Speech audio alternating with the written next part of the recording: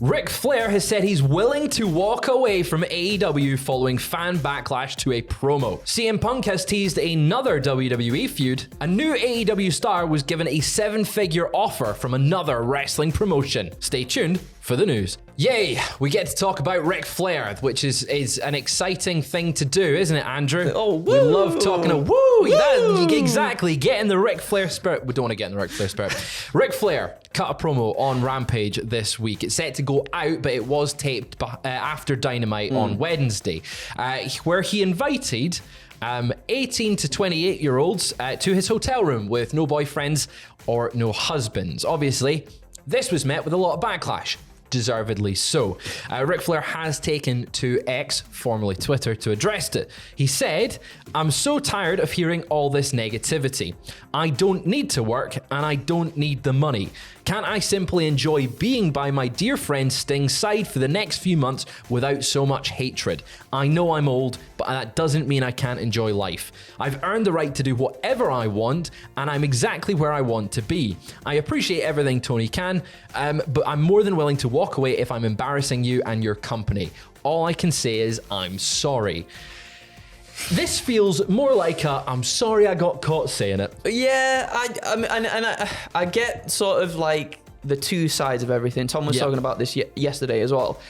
There's Ric Flair, who is kind of like, could very well, it's very much part of his gimmick, you know. He's maybe harkening back to his times of yore when he was younger, when he would say all these things and whatnot. However, obviously it's a different time now. There's been a lot of sexual harassment, you know, allegations and stuff against him. We saw the Dark Side of the Ring documentary too that painted him in a very damning picture too. Initially AEW didn't want to sign Ric Flair because of all the backlash. Because of the backlash that was going out, and then you may have thought that either Ric Flair or maybe AEW would ask him maybe just to tone that kind of stuff down a little bit. Yeah, and I understand. It's hard this, right? Because I understand, because maybe this is his last little foray with Sting. And again, he is harkening back to those old times. I don't think he's going to walk away from the company. I don't think he is either. I think that's him trying to shove his weight around a little bit and being like, because obviously the backlash to this promo has been overwhelmingly negative, as it should be. It wasn't suitable, especially nowadays, and even in that statement where he goes, you know, I've earned the right to do whatever I want. That's not progressive language. That's not good language, and it should be something that AEW's PR department and HR department goes, look, Rick, that's not suitable. We can do other things, but you can't be doing that on screen. And yes, harkening back to the good old days that he remembers. Yes. Just don't do it. It is a different time now, completely. And it'll be interesting to see if AEW cut this promo out. Apparently it was about 15 minutes long, this whole segment in the ring. So it'll be interesting to see whether they do cut it out, or whether it's going to be difficult to cut it out. We'll find out later tonight. We will find out later tonight on Rampage. I imagine we'll not see it, but it's been all over social media, so it is out there. But same with AEW and Tony Khan. He has broken his silence on CM Punk. What's he been saying to the New York Post? So he said, "The first dance was an incredible moment in wrestling and was part of a very important time in AEW. All Out 2021, along with All In, are our biggest pay-per-views of all time, and we've had a lot of great success as a company, as a team, and in some of the most exciting times. CM Punk has been a big part of that team." Earlier in the week as well, Tony Khan spoke to Steve Herman of BBC WM and refused to talk about CM Punk's WWE return. Obviously, this being the broken silence there. Yeah, because he said legally, earlier in the week, he was like, legally I can't speak about it, but I'm really excited for All In. And it seems here now he's at least acknowledging CM Punk's. I mean, obviously he will acknowledge and has acknowledged in the past CM Punk's big part in the company and helping get the biggest gates that they've had.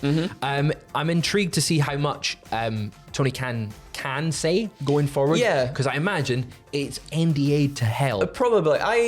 I would also imagine that what you would definitely want to acknowledge what Punk did for your company, because he did a huge amount for the company too. I also imagine that, you know, with all the talk going on with CM Punk in WWE at the moment, Tony Khan probably just wants to push forward with his own company, keep his mindset on what he's doing, and try and, you know, bolster the numbers once again with the huge successes of like All In and everything too, and just want to focus on that more than going back to, you know, it's also giving the other company publicity. Yeah, if someone goes, goes, what's your thoughts on CM Punk coming to Survivor Series? He goes, oh my God, I loved it. I loved it. I couldn't believe it. No way. No way. He's like, did you see me in the Raw package?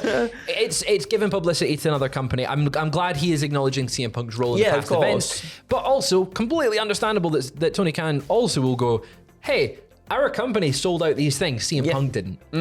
And that's the sort of basis of it. But we are staying with CM Punk just for a little bit longer, because last night on Instagram, CM Punk shared a photo from SmackDown in 2010 during his feud with Rey Mysterio. The photo shows a key moment where Punk points at Dominic Mysterio like that. And he was just a young lad at that point. He was just a young baby. You know, he was just a young baby. He wasn't. He was like, how old would he have been? He'd have been like 12. Would have been about 12 years old. This was before he rejoined, you know, even before rejoining WWE, CM Punk has teased little things with Dominic on Instagram. Yeah, I remember when Ray posted a picture of him finally like punching Dominic. I can't remember what CM Punk said, but he was like, I've always wanted to punch your child, Rey Mysterio. Good on you. Yeah. So like, I think that would be an incredibly fun feud, CM Punk and Dominic Mysterio. But since coming back, we know that there is feuds lined up for CM Punk with Seth Rollins, with Roman Reigns, maybe even someone else that we covered in the first news video that you'll have to go and watch to find out all about it. And I think, you know, there's going to be a lot of people wanting to work with him. There's a lot of people not wanting to work with him, but I think Dominic Mysterio, who has improved leaps and bounds. Oh yeah, for sure. And the fact, you know, if anything, that the chemistry between Rey Mysterio and CM Punk, they've both spoken about it multiple times, about how they can just get in a ring together and just gel so well. They know what each other's going to do. If we can get something like that with Dominic and CM Punk as well, obviously I know Dominic and his dad are two completely different people, but it would be cool to see whether CM Punk and Dominic have that chemistry as well. And you've got like a built-in storyline there. That's too, the thing. You've got the story built in there, and I think if anyone can give Dominic some really, really great in-ring advice and experience to help boost him, CM Punk's one of those names that can do it for sure. So it's a very, very exciting time for CM Punk feuds, and it's a very, very exciting time for the podcast feud, because we've got the last episode of Punkvember dropping tomorrow. Don't at me. It is December. Check out the podcast. It's a very, very good one. We talk about CM Punk's return. November. Yeah, we started it last month. I didn't think about that. We started it last month in the run-up to Survivor Series. Of course. And guess who turned up? CM Punk. Now, we know that he is set to feud with Seth Rollins and Roman Reigns going forward. We've got a little bit of news about the latter, Roman Reigns. It was last announced, WWE announced 3 Roman Reigns appearances on SmackDown episodes en route to the Royal Rumble. He's going to appear on the December 15th in Green Bay, Wisconsin, January 5th in Vancouver, British Columbia, and January 19th in Atlanta, Georgia. It looks like we're getting Reigns back. Yeah, we're gonna build up to, I guess, a title defense at Royal Rumble.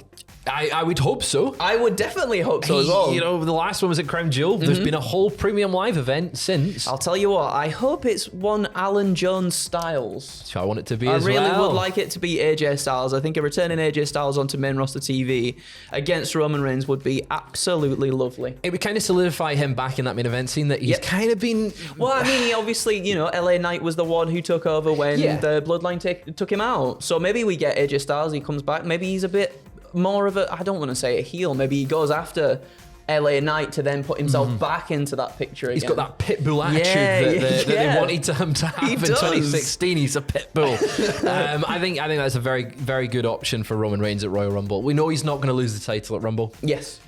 AJ will at least give a great match at the Royal Rumble. So we'll keep an eye on that one. More title matches that we're discussing though. Impact Wrestling, soon to be TNA, next weekend at Impact Final Resolution. ABC, which is Chris Bay and Ace Austin, will defend the Impact Tag Team titles against Brian Myers and Eddie Edwards for the first time ever.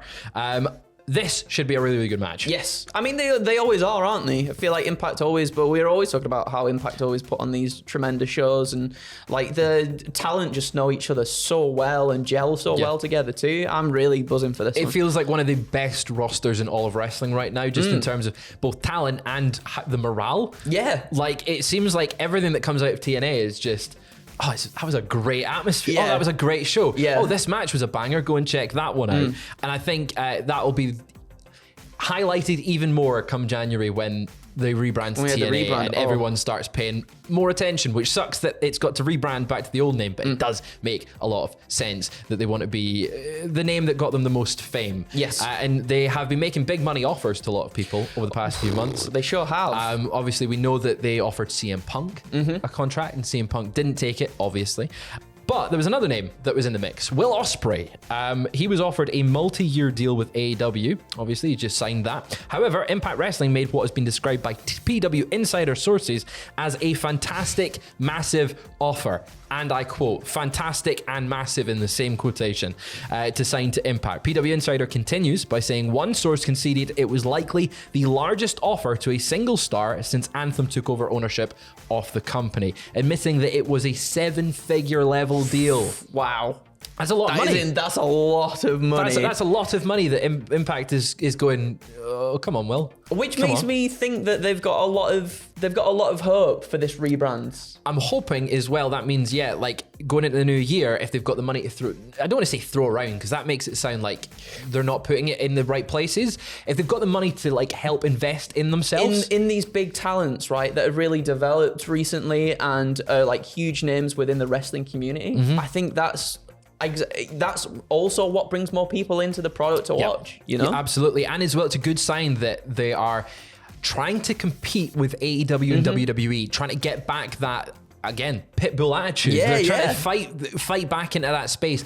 It is only a good thing for the wrestling industry to have a third viable option that people can make money. Yeah. And I'm hoping also it means that Impact stars will get a big boost in their income as well because they'll start investing there. That'd be lovely. Continuing though, the same source noted that when Ospreay worked the recent Chicago tapings, it seems he was having so much fun and having such a good time that several talents assumed he was coming in full-time next year, especially when he cut a promo in the ring about wanting to compete in a TNA ring. Will Ospreay said it here in Newcastle that he was a TNA fan growing up. He was a TNA kid, and I think a lot of us in the UK were. We'll see him back in that capacity, like without a doubt. We've spoken multiple times, like whilst he has signed with AEW, obviously that's a company that allows you to go and work for other promotions and pop up here and there. And I think Ospreay going forward, maybe initially with the rebrand, maybe Ospreay is someone who pops up a little bit more frequently. I'd quite like that. Yeah, he seems like someone that could, like how Christian Cage and Kenny Omega did with Impact 2 years ago, where it goes, here's a big star, here's a big boost in your ratings for a little while, and that might be the thing that just gets them the views they need just to keep that momentum going. But it's a very, very exciting time for TNA. I cannot wait to see the rebrand. January 13th, How to Kill. Very, very exciting show. But that is all we've got for the wrestling news today. Andrew, you in the Christmas mood? I'm in the Christmas mood. I've got my PlayStation Christmas jumper. Snow's falling outside. It's like GTA Online outside when it hits the December and the snow falls. It is. It's exactly what it's like. Oh my god. Anyway, we'll catch you later.